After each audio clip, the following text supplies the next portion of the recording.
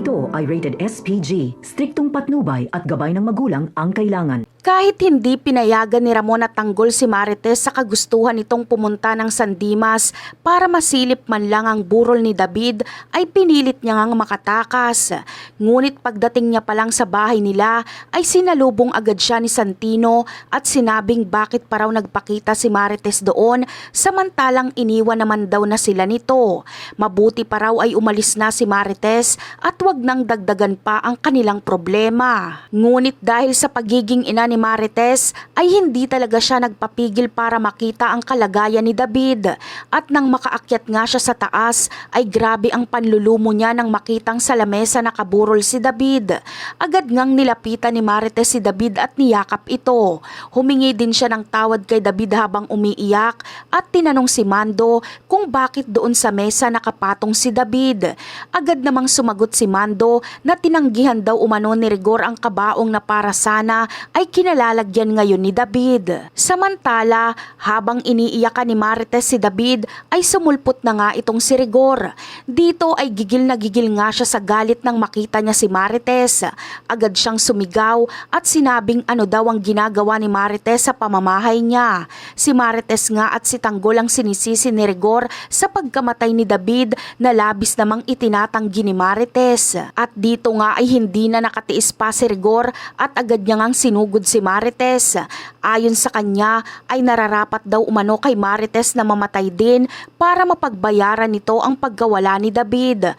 Habang si Mando naman ay todo awat kay Rigor, ngunit hindi niya talaga ito napigilan, bagkus ay maging siya ay nasapak din ni Rigor. Sa kabilang banda naman, bagamat ikinagulat nila Tanggol ang pagdating ni Marites sa bahay nila sa San Dimas, ay wala naman siyang magagawa kundi bantayan na lang ang nanay niya para hindi ito masaktan ni Rigor.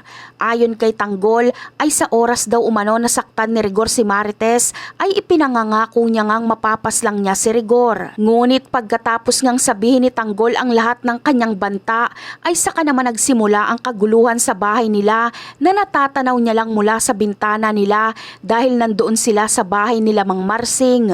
Pagkakita nga ni Tanggol na sinasaktan na ni Rigor ang kanyang ina na si Marites ay hindi na siya nagpaawat at agad ngang tumakbo para saklolohan si Marites.